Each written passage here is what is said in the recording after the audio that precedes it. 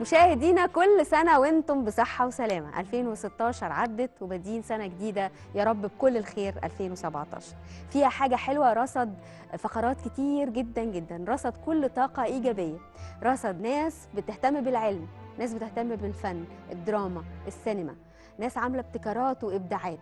شفنا شباب زي الورد، شباب مصري جميل جدا كلنا نفتخر بيه. النهارده هنشوف حصاد السنة، هيكون فيها فقرات كتير كانت عملها فيها حاجة حلوة، سواء أنا كنت معاكم المذيعة أو كمان زمايلي معاكم. هنشوف كمان فقرة تانية وفقرة غاية في الأهمية، الدكتورة غادة جمعة خبيرة الاتيكيت والبروتوكول هتتكلم إزاي نستقبل سنة جديدة، إزاي نقيم نفسنا في 2016 بالتفاؤل وبالسعادة. خليكم معانا بس بعد الفاصل.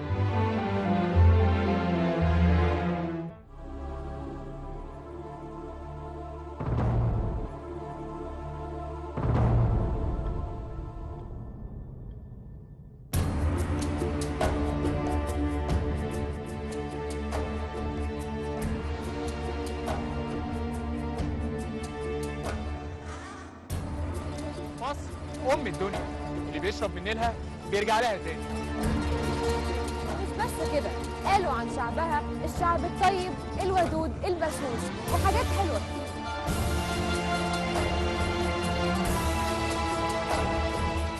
مصر دي أرض طيبة وأرض طاهرة. طول ما احنا بنحب بعض كل حاجة فيها تبقى حلوة.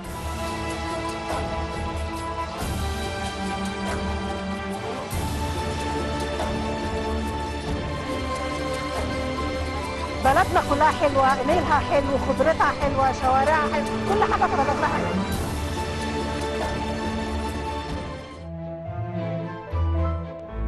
منورنا النهارده في الاستوديو دكتوره غاده جمعه خبيره الاتيكيت والبروتوكول الوحيده في الشرق الاوسط. يا اهلا وسهلا. ازيك يا ريما؟ حبيبه جميله قلبي، كل سنه وانت طيبه يا دكتور. وانتي طيبه، رب سنه جميله علينا كلنا يا رب. 2016 عدت الحمد لله. الحمد لله انها عدت. واحنا دايما لما نيجي نتكلم على السنه اللي فاتت دايما نذكر يعني مساوئها، وهي الحقيقه طبعا يعني ختمت بكذا حاجه ما كانتش طبعا لطيفه، بس واحنا بنختم دايما بنبقى بنحاول ندور على اي بادره امل، اي نور حتى لو من بعيد. ازاي نعمل ده؟ ازاي يعني نحلل حياتنا في سنه فاتت وبادين داخلين على سنه جديده؟ بصي، العيوب اللي بتعملها الناس وعلشان كده بيبتدوا سنة جديدة مفيش جرعة التفاؤل الكافية. وده على فكرة فلسفة حياة معظم الناس عاملة كده. لما يحصل في حياتهم حاجة تلاقيهم يقعدوا يكتروا السلبيات ويحللوا أسباب الفشل. وهتلاقيه مش مسألة سنة من سنة، ده حتى الأم لما بتقعد مع ابنها لو جالها بريبورت النتيجة مش حلوة تقول له شايف سقطت في ايه، عملت ايه، مش انا قلت لك عشان ما ذاكرتش. اللي بينطبق على الولاد بينطبق بقى على السنة وعلى الأعمال. فدايما أنا بقول للناس عشان أقدر أبقى شخصية متفائلة، ليه ما بنحللش أسباب وعناصر النجاح وليس عناصر الفشل؟ كويس. حد يقول لي يعني ايه؟ اقول لك ان شاء الله تكون نجحت مره في حياتك، يعني معنى كده انت عرفت طريق النجاح. تعال اجرب احلل نجحت ازاي في الموقف الوحيد في حياتي، عملت فيه ايه، وبالتالي هقدر اطبقه ان انا باكد لنفسي عندي عناصر النجاح. سهل ان انا اقول انا فاشل. في مقوله في الاتيكيت بنقول failure is not a person, it is a situation. يعني الفشل ليس شخص، مفيش حاجة اسمها بني آدم فاشل، لكن في حاجة اسمها موقف فشلت فيه. فاللي أنا فشلت فيه أراجع نجحت في إيه، تميزت في ايه، فعرفت اعمل ده ايه. طب لو انا اخد على 2016 على فكرة زيها زي اي سنين عمرنا، لازم في ناس بتموت، ده الطبيعي. ما في ناس زي ما ناس ماتت، ليه ما بفكرش مين اتولد؟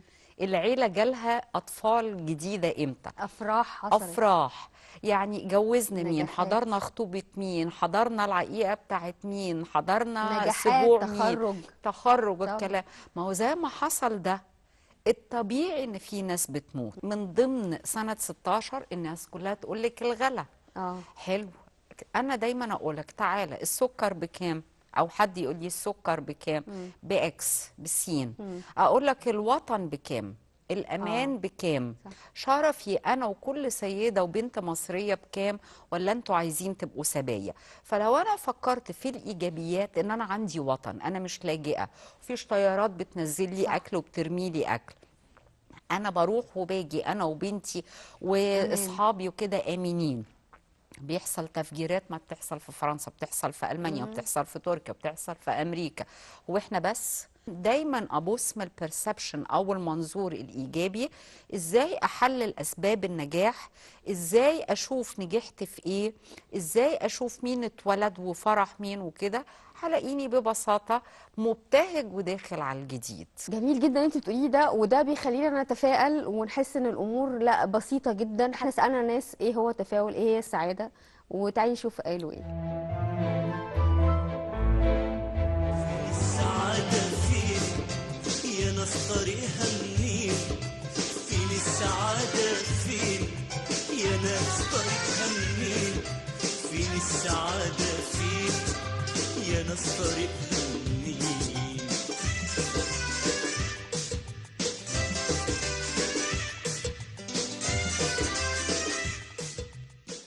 والله السعادة راحة البال، يعني دي السعادة من وجهة نظري. 2017 كلها تفاؤل وكلها خير، واحنا النهارده بنعمل دعوة للتفاؤل. الدعوة دي لكل كبير وكل صغير، لازم يا جماعة نبقى متفائلين.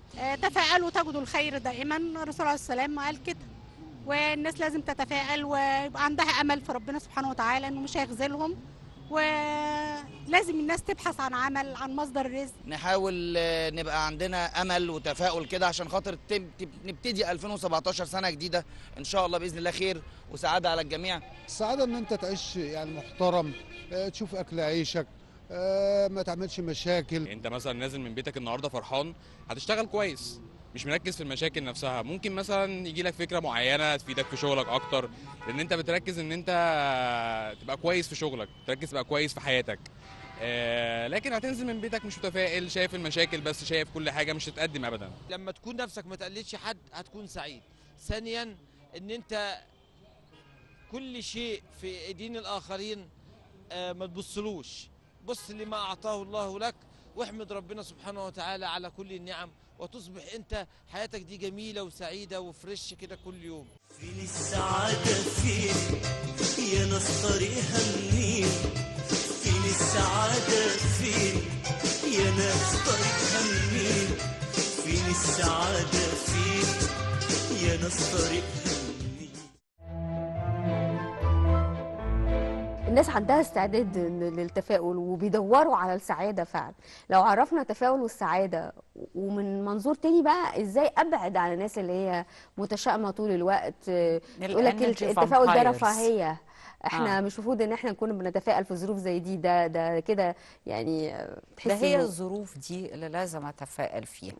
التفاؤل، السعادة، الكلام ده فيه نقول خطوات عشان اقدر احققها.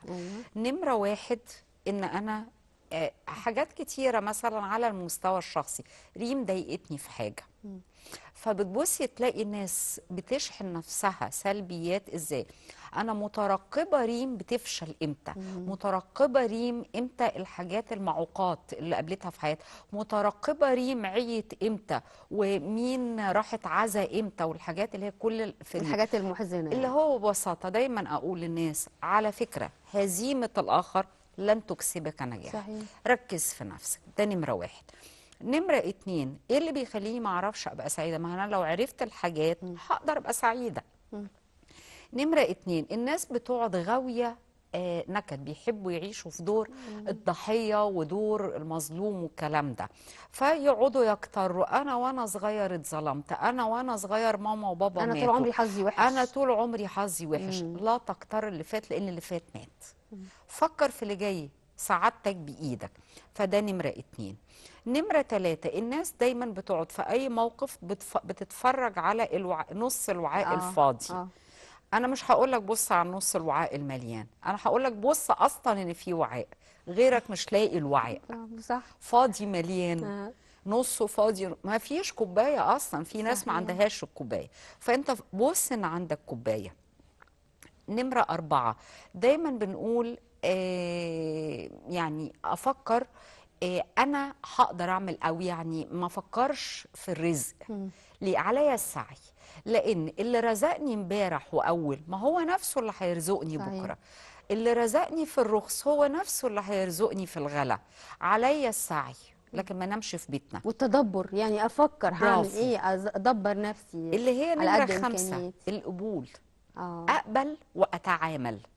يعني أتكيف. زيت، رز، سكر. عايزه اقول لك فعليا من الحاجات انا فكرت انتج، لان لن ترتقي الشعوب دون انتاج، والشعوب هو انا، ما انا الشعب. فدون انتاج، فانا فكرت انتج، لكن كمان هتعامل. شغلت راسي اللي هي تقولي لي مقاطعه، لا انا فكرت لها بشكل صحي. انا بقالي فعلا من العيد الكبير لتر لا لحمه ولا فراخ دخلت بيتي، وبتعامل لترري ما دخلتهمش بيتي. انا مش هدفع في حاجات بتضرني. انا ما فكرتش في المقاطعه، صحيح. انا فكرت في الكوليسترول، فكرت في النقرس، فكرت في اليوريك اسيد، فكرت في حاجات كتير. لقيت صحيا ان انا احول نفسي نباتي. بصي ازاي يعني؟ يعني الواحد يغير حياته، وحتى يفكر برضو في الناحيه الايجابيه، لصحتي انا يعني انا ما حرمتنيش، يعني ما حرمتنيش من الفراخ واللحمه. بالعكس، لا خالص، بالعكس. انا فكرت غاده ان انا عايزه لسه اشتغل على الاقل 25 30 سنه كمان، وافضل على حالي وعلى شكلي وعلى هيئتي من غير تجاعيد. شعر ابيض هنصبغه، مش قضيتنا. جميل. بس قولي لي يا دكتور، يعني احنا خلاص يعني الفقره خلصت طبعا، بس انا عايزه اروح لامنياتك. بتتمني ايه على مستوى البلد وعلى مستوى شخصي ليكي؟ بصي، امنيتي ان كل واحد دايما يقول لنفسه انا مصر. فلو كل واحد فكر ان هو مصر، فدي امنيه من الامنيات، ان الناس كل واحد يفكر انا الوطن. فلو فكرت في ده هتلاقيني فعلا هفكر ازاي اخلي الوطن ده جميل. فالوطن هو انا، فانا لازم ابقى جميله، لازم ابقى منتجه، لازم ابقى غنيه. فالناس تقول لي غنى، اقول لك ايوه. فمن امنياتي ان الناس كلها تبقى غنيه، لان الله سبحانه وتعالى من نعمه انه اعطانا نفحه من اسمائه الحسنى. من اسماء الله الحسنى الغني، الكريم، العاطي، المانح. ولا اسم من اسماء الله الحسنى الفقير. الفقر قدر، ولكن الغنى اختيار. فالغنى لن يكون الا بالقناعه. القناعه يعني لازم أكون أحب يبقى لدي قدرة على التسامح. التسامح لن يتولد إلا لو كان عندي قدرة على التفهم. تصدقي إنك عملتي الأمنية الشخصية أمنية لمصر كمان، يعني الاثنين يعني حطيتيهم في وعاء واحد عشان أنا مصر، ودي حقيقة. أنا بشكرك جدا جدا جدا، كل سنة وأنت طيبة، وكل أمانيك يا رب تتحقق، لأنها أمنية جميلة جدا. وعايزة أقول لك 2017 كلمة أخيرة، على فكرة هتبقى سنة خير إن شاء الله. قولي لي ليه؟ ليه؟ آخرها 7. لا إله إلا الله محمد رسول الله. 7 كلمات. ده ليه إعجاز في القرآن طبعا. 7 كلمات.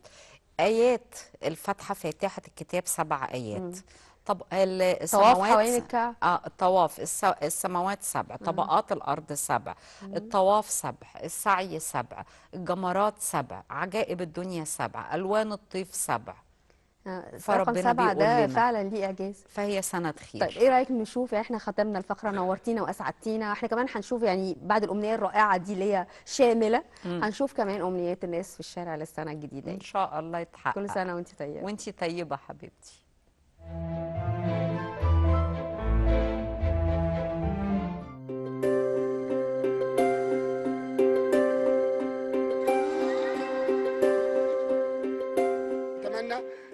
ان الخير يعم من بلد مصر والوطن العربي كله، والحروب تنتهي. نحاول نرجع السياحه كما كانت، وتفضل مصر، وهنفضل ان شاء الله احسن بلد في الدنيا كلها. مصر تخش المونديال 2018، ناس تحب بعضيها حب حقيقي من غير مصالح. اتمنى السنه الجديده تكون الحروب كلها خلصت من العالم. 2017 هو عام الخير باذن الله، عام نجاحات، عام انجازات، عام التطوير، عام التنميه، عام الانتاج، عام مصر باذن الله هي سيده الشرق وسيده الوطن العربي وسيده العالم كله. احنا تعهدنا كلنا نعيش نعلي اسمها طول ما احنا جيلنا في ظهرها وينفجين. اجيال كتيره بعدنا جايه تعمر ارضها. الانتصار بالعمل يهب لمصر الامل، الانتصار بالعمل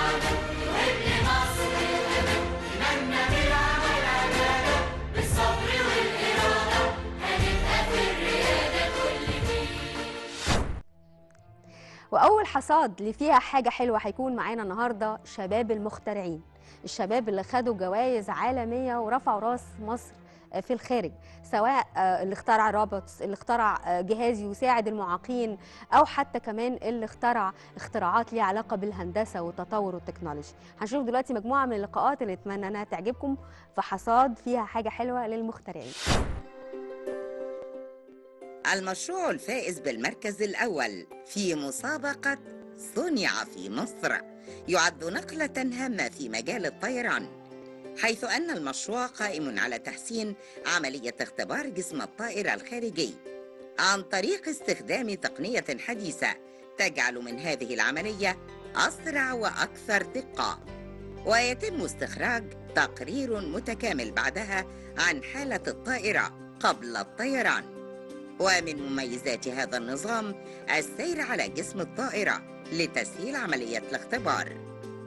إن هذا المشروع غير مقتصر على مجال الطيران، إنما يمكن أن يطبق على السفن وكذلك على خزانات الضغط، وله من التطبيقات العديد. باشمهندس ممدوح، كل حاجة دايما بيكون ليها الحاجة أم الاختراع. عايزين نعرف إيه الحاجة من هذا الاختراع أو هذا المشروع أو هذا التطوير اللي حصل. تمام. هو الطيارات بعد عدد ساعات من الطيران معين بتحتاج يتفحص فيها كل جزء، فبتخش هانجر كده بيتعمل في عليها تيست على كل جزء، على المحرك بتاعها، على أجهزة الاتصال، على أجهزة الرادار. تمام. ومن الأجزاء اللي بتتم الفحص عليها هو جسم الطيارة. جسم الطيارة بيتعرض لضغط مختلف لما بتطلع الطيارة فوق في الجو وظروف جوية معينة، وفايبريشن عاليه جدا والطياره بتطلع وبتنزل. فبعد عدد ساعات معين بيبدا يتشيك على جسم الطياره جزء جزء، ويبدا يشوف اذا كان حصل اي خلل او اي كسر او اي شرخ بسيط في جسم الطياره. الموضوع ده ممكن يسبب بعد كده الكوارث في الطياره نفسها. صحيح. فبيحتاج ان هو يعمل عليها تيست من غير ما حتى ما يفك الطياره، بس بيعمل تيست وبيشوف الاجزاء اللي فيها عيوب بيغيرها باجزاء تانية. تمام. فالتست ده كان بيحصل لغايه دلوقتي مانيوال، ان في مهندسين بيمسكوا اجهزه ويبداوا يعدوا على جزء جزء من اجزاء الطياره، ومعاهم شاشات كده بيبداوا يشوفوا طب انتوا يا باشمهندس فكرتوا في الفكره دي ازاي؟ هل حد فيكم كان بيسافر فحس مثلا ان ساعات الترانزيت اطول، او الموضوع كان ماشي ازاي؟ احنا مهندسين طيران، احنا مهندسين اتصالات لينا ان احنا نتدرب في مطار القاهره. فاحنا رحنا، انا كنت رحت تدريب انا ومعايا واحده زميلتنا من المشروع باشمهندس ميرولا. رحنا تدريب هناك ولاحظنا ان الموضوع ده بيحصل مانيوال. فدي كانت ملحوظه في دماغنا لما جينا نفكر في مشروع التخرج. تمام. واتجهنا في مشروع التخرج ان احنا نتجه لمشروع الروبوتكس، يعني يبقى في روبوت هو اللي في المشروع، هو اللي بيقوم مقام الانسان. فقلنا يعني دي كانت طرح مننا ان احنا طب ليه ما نروحش ناحيه الطيارات. فالفريق وافق عليها ورحنا فعلا ناحيه الطيارات، ان احنا نعمل اوتوميشن للعمليه دي، ان يبقى الروبوت مكان الانسان هو اللي يقوم بفحص جسم الطياره كله. مجرد بدايه احنا بنحاول نعملها، ان احنا يعني نقول ان ده ممكن، وبنحاول نعمل اثبات للفكره عن طريق ان احنا عملنا روبوت مبدئي يقدر يمشي على الحيطه وعرضناه في المسابقه. يعني تقريبا احنا حاطين بلان كده ان احنا في خلال 16 شهر هيبقى معانا روبوت ممكن يتطبق فعلا ان هو يمشي على جسم الطياره.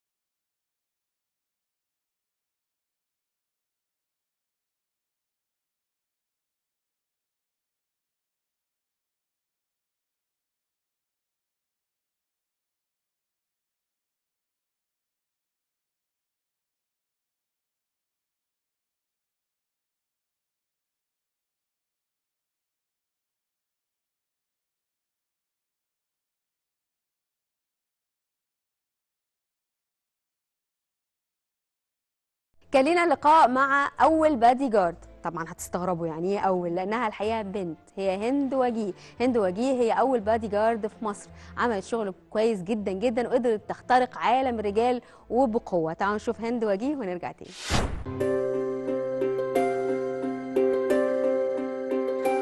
إن المرأة المصرية قادرة على العمل والتميز في شتى المجالات المختلفة، وهذا ما أكدته هند وجيه، فتاة تنافس الرجال في أصعب المهام، وهو مجال الحراسات الخاصة التي هي منطقة محظورة على الجنس الناعم، لتتحول الفتاة من شخصية تبحث عن الحماية إلى شخصية تحمي الغير. تعلمت كيف تتعامل مع الأسلحة والذخيرة بشكل علمي واحترافي، وهو ما أهلها لقيادة فرق تأمين مدربة بالكامل، رافضة في الوقت ذاته النظرة المجتمعية لمهنتها التي تحبها. عايزين نعرف قصتك مع الحراسات الخاصة، جات لك الفكرة دي منين؟ أهلتي نفسك ازاي ان انت تعملي الخطوة دي؟ بصي، انا دايما بحب عندي طموح ان انا ببقى اول حاجه في اول حاجه. هنا للاسف في مصر مفيش بنت حراسات خاصه خالص، خصوصا احنا في مجتمع ساعات بيبقى بتعرض البنت لاي مشاكل ما بتعرفش تقدر تسيطر على نفسها. عايزه اقول ان انا كنت الاول شغاله في شركه حراسات خاصه عاديه جدا، كنت بنزل تامين حفلات، كنت بنزل مع ممثلين، بس ما كانش عندي التدريب الكافي اللي كان في طموحي اللي انا عايزه انزل مع شخصيه هامه او شخصيه دبلوماسيه. فعشان انزل مع شخصيه هامه او شخصيه دبلوماسيه لازم اكون اخد حاجه اتدرب عليها علشان اقدر احمي الVIP اللي معايا. كلمت معهد الامن للتنميه البشريه في اكاديميه الشرطه القديمه اللي هو في العباسيه، اللي انا عايزه انزل اخد دوره حراسات خاصه. طبعا في الاول كانوا رافضين تماما ان ما ينفعش بنت تنزل وتكون مدنيه وتنزل تاخد دوره حراسات خاصه ويكون معاها ضباط شرطه وضباط داخليه وضباط صاعقه، فكان الموضوع صعب. بدات اتكلم معاهم، بدات ابعت لهم وانا في لبس الحفلات، وانا لابسه الافرول، وانا لابسه اللبس الميري بتاعي، فهم شافوا المنظر فقالوا ليه ايه المشكله. رحت الاختبارات بتاعتهم عملي على طول، بدات اتعلمت على استخدام السلاح، امتى السلاح يطلع، ازاي السلاح يطلع بشكل امن عشان اقدر احمي الشخصيه الهامه. فطبعا كان الموضوع صعب شويه بين ان انا احاول اثبت حاجه زي كده، والحمد لله اثبتها.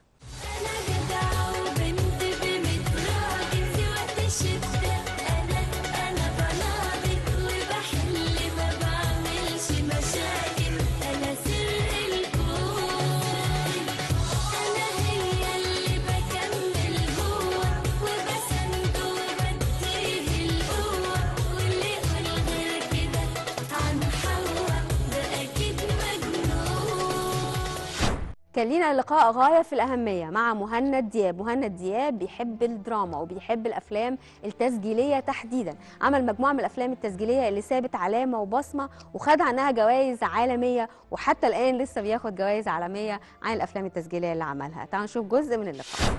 مهند دياب مخرج مصري من مواليد العام 1985، حاصل على ليسانس الآداب قسم الإعلام إذاعة وتلفزيون، وقد أكمل الدراسات العليا بعد ذلك في الإخراج والتصوير والمونتاج والسيناريو من الولايات المتحدة الأمريكية، ويعد أحد أبرز مخرجي السينما المستقلة التسجيلية والروائية القصيرة.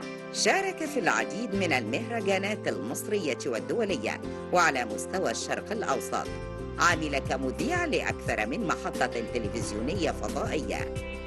مهند دياب حاصل على عدة جوائز هامة، وقد كان آخرها جائزة التميز لأفضل فيلم وثائقي قصير خلال فعاليات مهرجان هوليوود العالمي للأفلام المستقلة بولاية لوس أنجلوس في الولايات المتحدة الأمريكية. كما اختارته إدارة مهرجان الإسكندرية السينمائي لدول البحر المتوسط في دورته 32 لعضوية لجنة تحكيم مسابقة الأفلام الوثائقية الطويلة.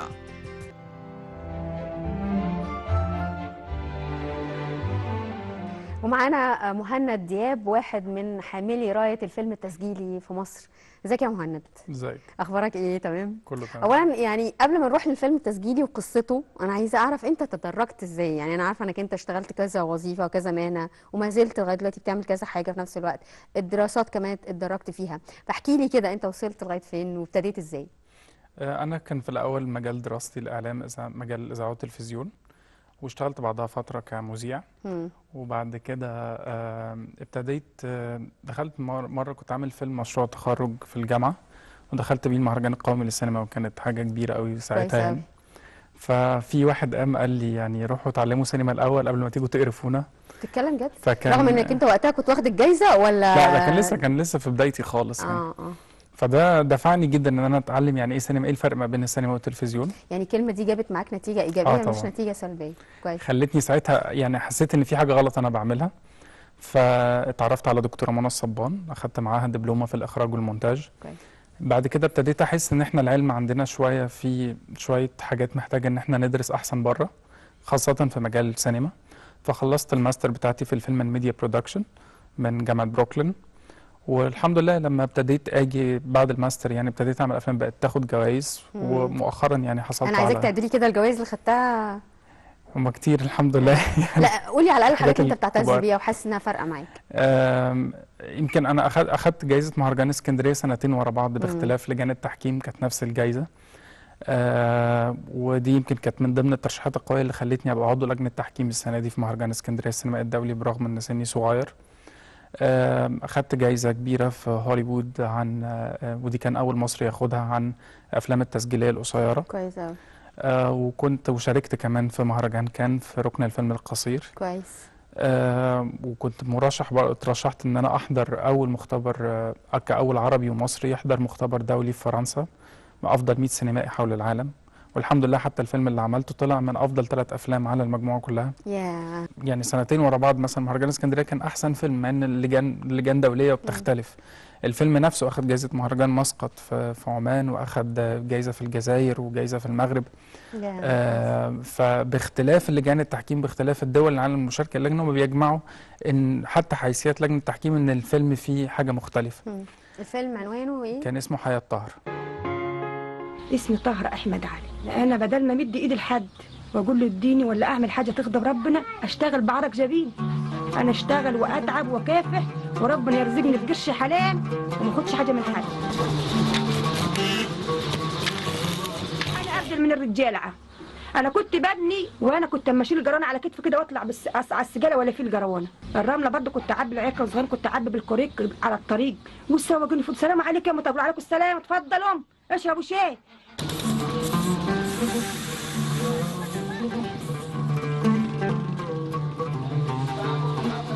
الإنسان سترة الله أحسن، مش بالمنظر ولا باللبس ولا بالعيجة، لا الإنسان بنفسه. فدامت مستور وفيك صحة فوق كل حاجة، الصحة دي فوق كل حاجة. اللي أنا عاوزاه من الدنيا العيال ريحتهم، ما قاعدة إلا معايا نعمة، برضه نعمة ربنا يسهل لي، وهشتغل برضه وهجهزها وعاوزة أطلع الحج. بيشوي كمان من الفنانين المميزين وهو غاوي تصوير، لكن المرة دي تصوير كان بعين السمكة وكان ليه طريقة مختلفة. قرر ان هو يجيب العملة يحط الأثر اللي موجود على العملة مع الأثر الحقيقي اللي موجود في مصر. طبعا فكرة رائعة واكيد لاقت رواج شديد جدا على صفحات التواصل الاجتماعي. تعالوا نشوف بيشوي بيقول ايه ونرجع تاني.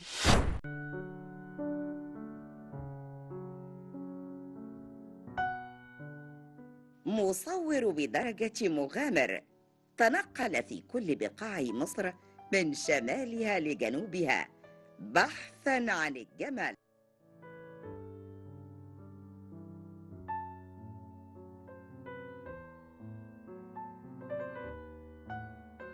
وثق بالعدسة مصر بعين العاشق، دخل عمق الصحراء ليعود بلوحات فنية تصلح لأن تكون ألبوم صور سياحي يمثل مصر ويساعد على جذب السياحة.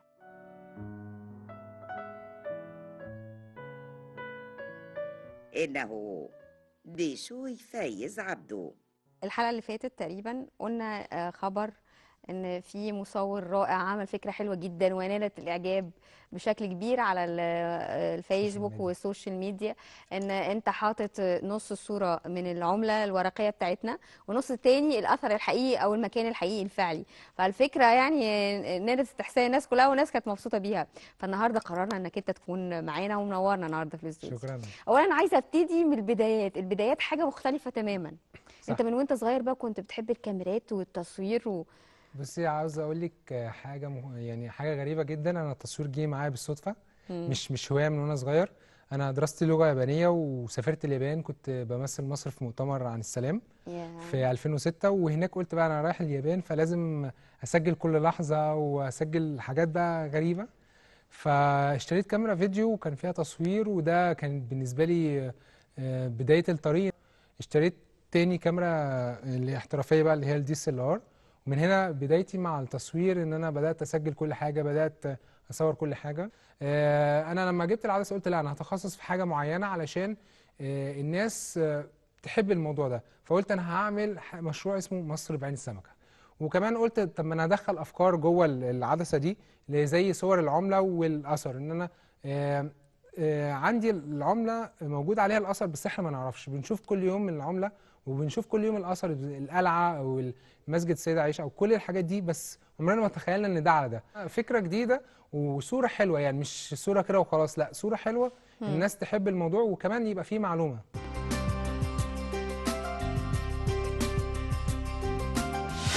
مصطفى الشاب اللي في كليه هندسه، لسه طالب في كليه هندسه لكن اشتغل اكتر من 13 شغلانه، ورغم انه لسه بيدرس كليه هندسه ما هي سهله طبعا، لكن حقق نجاحات كبيره، ودلوقتي هو من اشهر المحاضرين في مجال علوم الموارد البشريه وخاصه في التنميه البشريه. تعالوا نشوف جزء من اللقاء ونرجع تاني. الشغل مش عيب، ده كان ملخص لرحلة كفاح شاب مصري اشتغل كل حاجة واكتسب خبرات كتير، واللي بدأ رحلته وهو عمره 13 سنة علشان يوصل لدراسته الجامعية وهو بيحمل في أعماقه خبرات كتير وقدرات بتفوق سنه بمراحل. ما اكتفاش مصطفى إنه يحقق أحلامه، ولكنه قرر إنه يكون وسيلة لتحقيق أحلام شباب كتير. مصطفى عينه على شباب مصر القادر على صنع المستقبل. البداية كانت في محلات العتبة. تمام.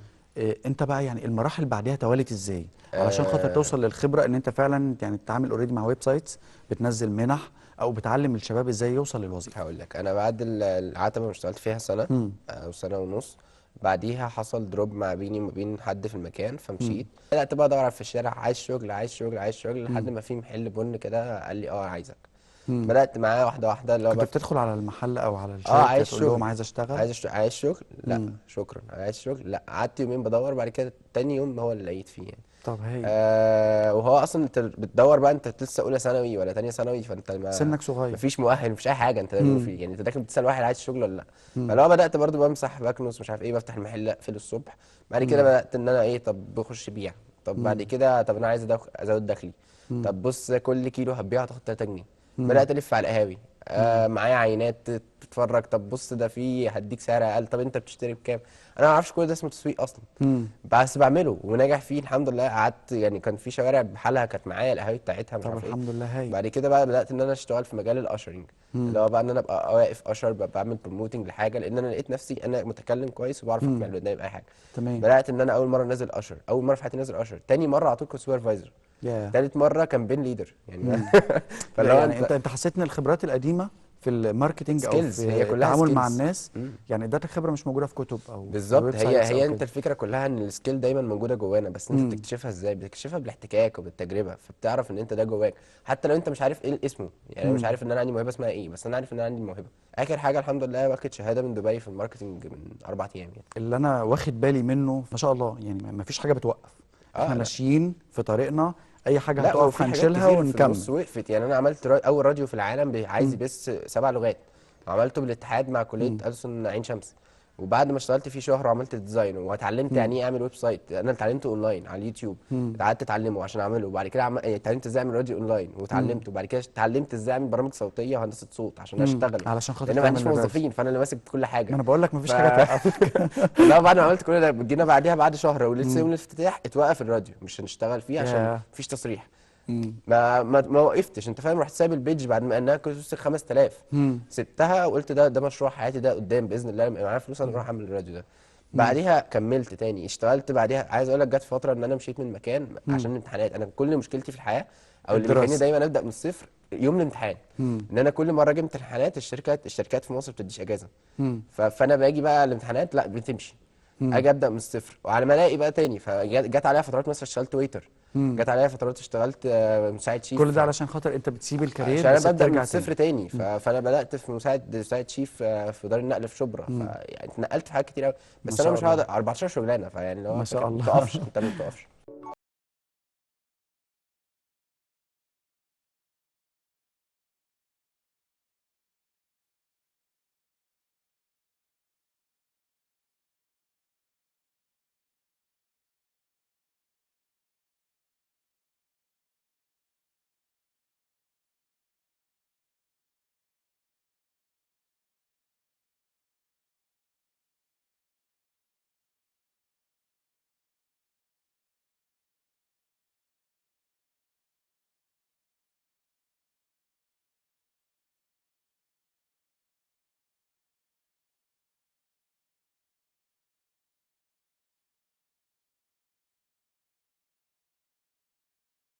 لقاء مهم جدا مع النسر جابر اللي اطلقوا عليه اسم النسر نتيجه ان هو لاعب قوي جدا في الكونغ فو. النسر جابر حقق مجالات كبيره، وخاصه ان هو دخل موسوعه جينيس.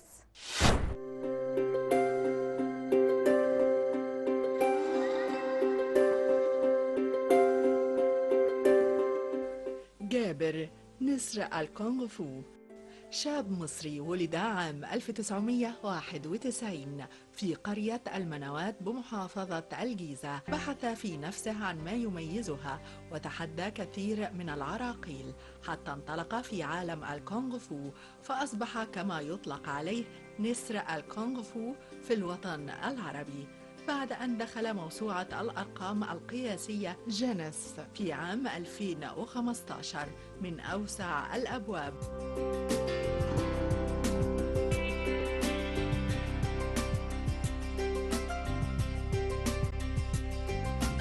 أنا نشأت في قرية اسمها قرية المنوات. طبعا ما فيش أي إمكانيات نهائي، ما بشوفش في التلفزيون غير الكورة بس، ما بشوفش الشباب كلها ما بتلعبش غير الكورة، فأكيد رحت لعبت كورة زي ما كله بيلعب.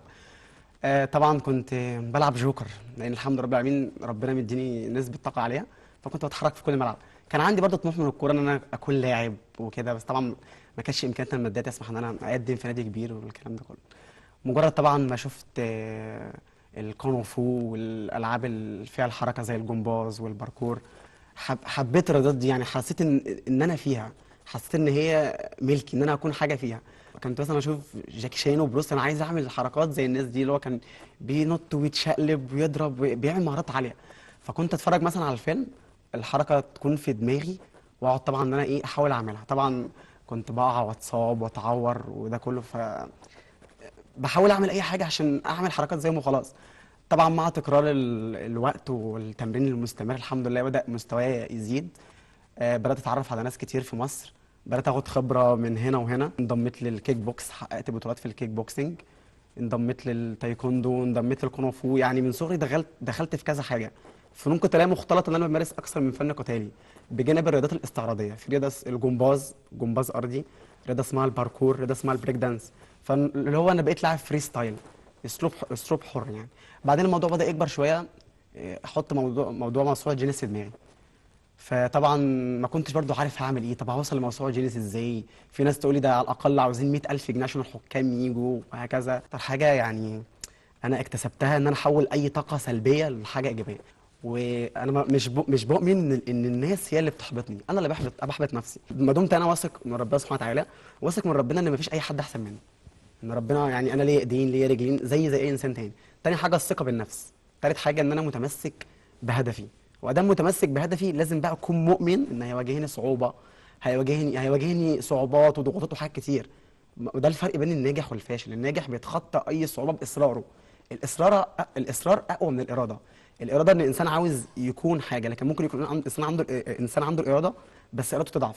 لكن اصرار مهما فشل فهو ما زال عنده اصرار، لانه هو مؤمن ان النجاح عباره عن محاولات فاشله متكرره لحد ما انجح.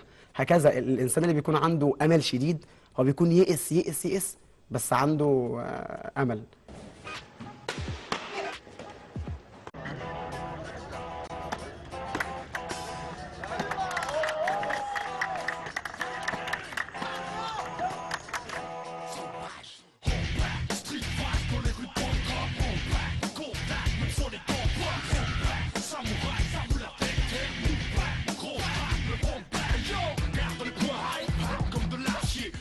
sang coule quand on lui frappe dans le brasier. Chef la pratique dans les katas, alias dans les eaux. La soif fait le tracas. Street fight dans les rues de Bangkok. Fait place dans le track, on braque les blocs, c'est die. Mortal Muay Thai, ro des batailles. Ro, c'est die, sur les bad guys.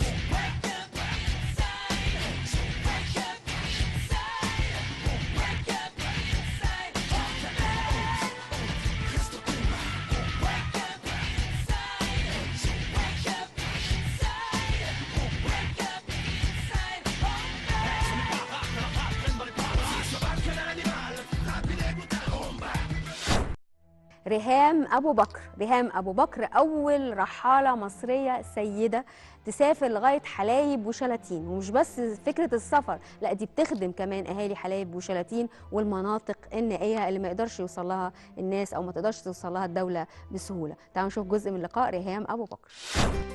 الرحالة ريهام أبو بكر والتي تعمقت في كل صحراء مصر حتى وصلت للحدود المصرية السودانية وحدها دون الاعتماد على أي دعم من قبل جامعات أو مؤسسات بعينها.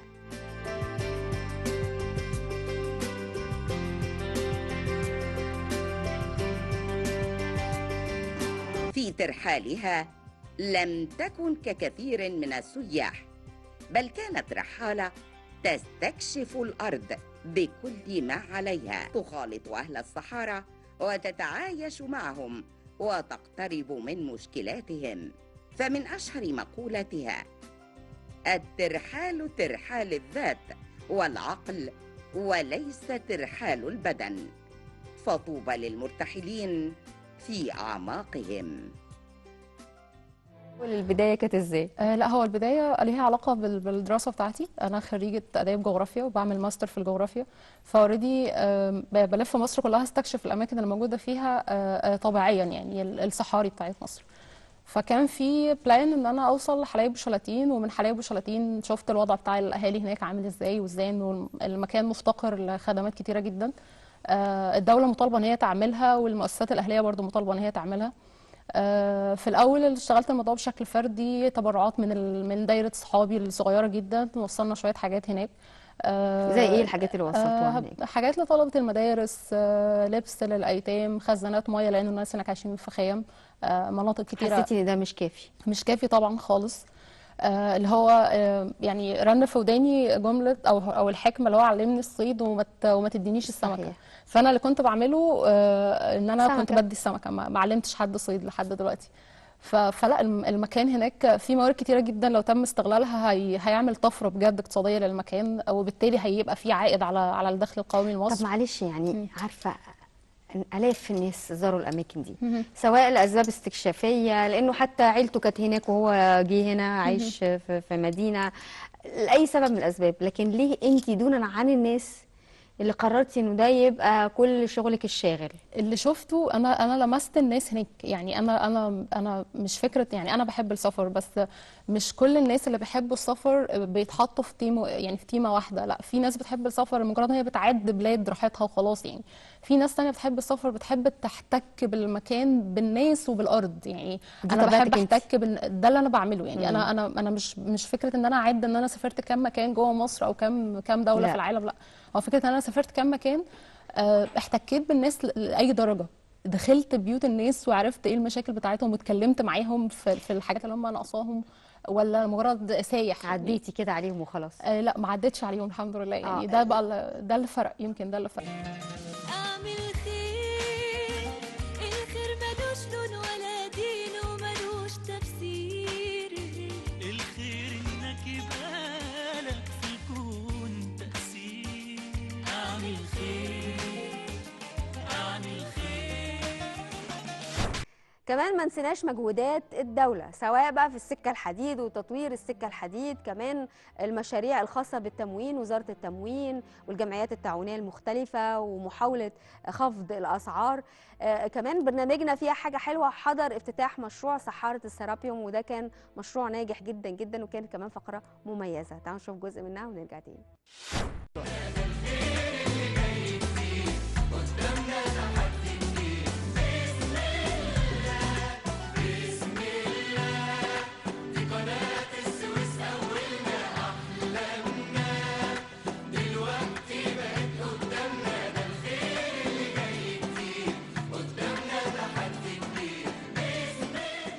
المشروع عباره عن 4 انفاق، قطر النفق الواحد 3 متر 20. احنا النهارده ان شاء الله هنفتتح المرحله الاولى من المشروع، وهو عباره عن نفقين هتروي حوالي 120,000 فدان. الناحيه الثانيه من اللي قدامنا ده دي بوابات الانفاق. لا دي هنا دي البوابات بتاعه ترعه السلام. مجرد ما بفتح البوابتين دول الميه بتبتدي تدخل جوه البوابات عن طريق، يعني انا هرفع الجنزير دوت فالبوابات هترتفع، الميه هتخش من البوابات في مواسير اسفل الطريق دوت هتعدي جوه الشفط، من جوه الشفط هتبتدي تخش جوه النفقين.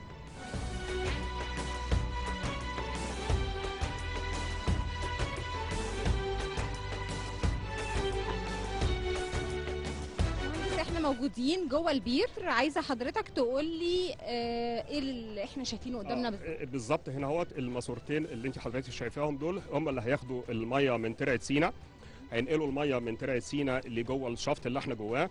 الشفط ده عباره عن بير قطره 18 متر عمقه 60 متر. عشان انفذ البير دوت اضطرينا ان احنا نعمل حوائط لوحيه ديافرام وول عمقها 120 متر. مجرد ما بنزل الميه بتمشي في النفقين اللي هم هنا هيبانوا تحت. النفقين دول قطر النفق الواحد 3 متر 20 على عمق 60 متر زي ما بقول لحضرتك من سطح الارض. اسفل قناه السويس او اسفل قاع قناه السويس بحوالي 15 متر. هينقل الميه اللي من الضفه الغربيه اللي احنا واقفين فيها للقناه الجديده الى الضفه الشرقيه ان شاء الله. بيتهيألي احنا اول كاميرا تبقى موجوده في البرج. القناه الاولى. مرحبا بالقناه الاولى. انت اول كاميرا نصور موجوده في فوق البير بالظبط اول كاميرا وفوق البير. احنا بس في انتظار اشاره البدء. ويعني لو عايز اقول لحضرتك الناس هنا كانت شغاله 24 ساعه ما بتنامش.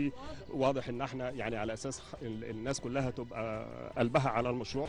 طول ما في جمال ابني لنهايه الحياه، حط مصر قصاد عيونك ابني وحد الاتجاه، يلا نهتف والورايا طوبة بطوبة نبني.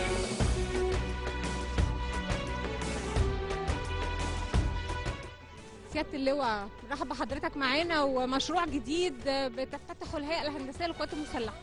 تمام. احنا النهارده بنحتفل معاكم كلكم ومع المصريين كلهم بافتتاح وتشغيل المرحلة الأولى من صحارة سرابيوم، صحارة ترعة سينا اللي هتنقل إن شاء الله 1.2 متر مكعب مية من مياه ترعة سينا الشرق إلى شرق القناة. إن شاء الله النهاردة هتشوفوا المية وهي بتنزل من الترعة ترعة سينا الشرق في البيارة الغربية، وتنزل إن شاء الله في الاثنين نفق دول وتعدي بالجاذبية إلى وبفرق الميل يعني إلى البيارة أو الصحارة إلى سينا إن شاء الله. الحفارات تشتغل. مبروك عليكم وعلينا،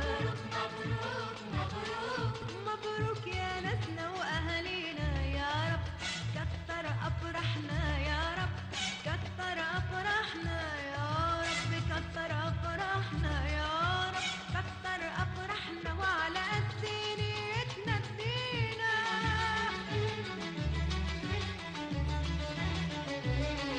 الله على الفرحة جميلة بتلم شمل الأحباب، الليلة أجمل ليلة وقلوبنا من الفرح. فريق مهاب مميش رئيس هيئة قناة السويس منورنا النهارده في افتتاح مشروع مهم جدا. منورنا يا فندم. اهلا بيكي واهلا بالقناه الاولى. والحقيقه الفرحه مسيعاني شخصيا، لان ما تصوريش الجهد اللي اتعمل وجهد الرجال وجهد المصريين كان شكله ايه السنه اللي فاتت. وجعلنا من الماء كل شيء حي. المياه يعني حياه. المياه اللي انت شايفاها دي هتبعث الحياه في شرق سيناء، في زراعات الناس، في شرب الناس. لا يمكن كنا نعمل اي مشروع وما نفكرش في الناس، لان اساس كل حاجه البشر. تبني الحجر زي ما تبني، لكن البشر لازم تعمل حسابهم في كل حاجه. فكانت توجيهات سياده الرئيس عبد الفتاح السيسي ان احنا نهتم بنقل الميه. بقى في قناتين دلوقتي، قناه السويس الاولى وقناه السويس الثانيه، عشان تعدي من تحتيهم وتودي زراعات هناك. يعني لا تتخيلي كان التعاون الهندسي ما بين الهيئه الهندسيه والشركه المنفذه وهيئه قناه السويس، ان اي حاجه بتعدي من تحت قناه السويس ليها حساباتها. بالك ليه؟ لان ده مجرى مائي وله قوه تحمل معينه وحركه هيدروليكيه من السفن، فكنا في تعاون كامل وفعلا يمكن لو كامل بيحكي وصلنا اللحظه قناه السويس الجديده لازم نفتحها، ولسه الحفر بتاع الصحارى ما خلصش، فاخدنا قرار ان احنا هنعدي وهنكمل قناه السويس الجديده ونكمل الصحارى بعدين. لكن عملنا حل بديل، وصلنا سيفونات على طول علشان توصل الميه للزراعات بتاعت اهالينا في سينا، لان حياتهم تهمنا وزراعاتهم تهمنا، ونجحنا في توصيل 4 سيفونات، وان احنا حققنا معدلات ميه. الزراعه ما وقفتش، ولا قناه السويس الجديده وقفت، ولا الصحارى وقفت، وهم دول المصريين. صورة صورة صورة كلنا كده عايزين صورة صورة صورة صورة تحت الراية المنصورة صورة صورة صورة كلنا كده عايزين صورة صورة صورة صورة كلنا كده عايزين صورة صورة للشعب الأرحم تحت الراية المنصورة. لحظة تاريخية واحنا موجودين وشايفين تدفق المياه، بدأت تنزل البير، ومعانا سيادة المحافظ اللواء ياسين طاهر هو محافظ الإسماعيلية. لحظة تاريخية يا فندم، عمل هايل. اللحظة بتحمل رسالة عظيمة قوي، رسالة كلها صدق وكلها جدية في التنفيذ. اللحظة بتفرق ما بين يعني ايه التزام ويعني ايه كلام. احنا دلوقتي في لحظة الالتزام، لحظة الصدق والوفاء بالوعد. هم وعدوا واوفوا بوعدهم. البياره اللي انت واقفه جنبها ديت هتتملي ميه، هتتملي بالخير، هتعدي لنا الناحيه الثانيه عشان الارض اللي كانت بتنتظر هذه نقطه الميه بتعدي لها دلوقتي، وده شيء عظيم ولحظه تاريخيه في حياه محافظه الاسماعيليه. مصر دايما فيها حاجه حلوه. حقيقه انا بؤكد على كده، ودائما هيبقى فيها حاجه حلوه. مصر نعمة ربنا، مصر غنوة حبنا، مصر عاشت قبلنا، مصر باقية بعدنا، مصر باقية بعدنا. طبعا بلدنا فيها حاجة حلوة، وطبعا تحيا مصر.